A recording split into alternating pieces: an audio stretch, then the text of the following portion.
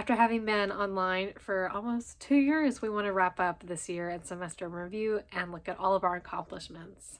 My favorite thing that we published this semester was our continual coverage of SGA, the elections, the proposed impeachment, and everything in between.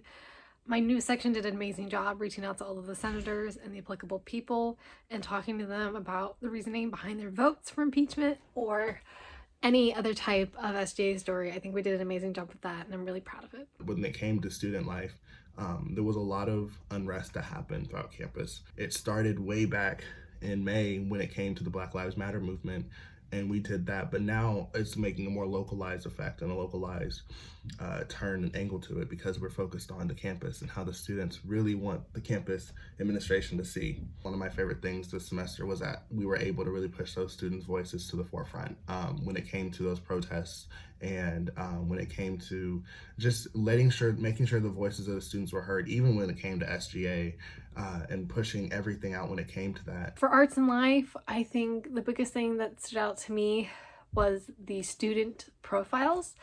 Again, our amazing Arts and Life editor, Alyssa Weber, worked on a lot of different stories about SOTA students and how the pandemic was continually affecting them and affecting their careers. And it just really showed you the personal side of storytelling, and I really appreciated that. One thing that I'm also really happy with this past semester is our sports coverage.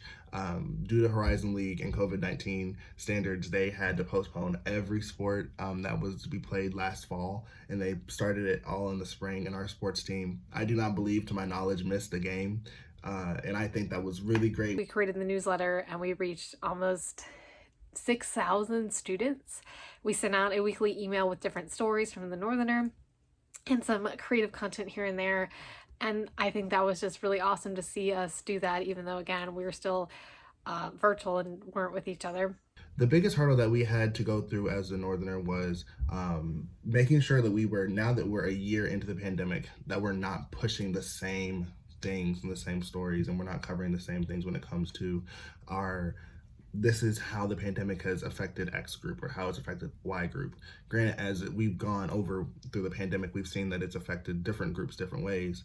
But just how can we move out of a content that's solely focused on the new turn of the pandemic? We're on our way out of it, or at least this time, hopefully. And so how can we meet our students and also talk about things that have changed over the pandemic year, and also just what is to come beyond the pandemic year?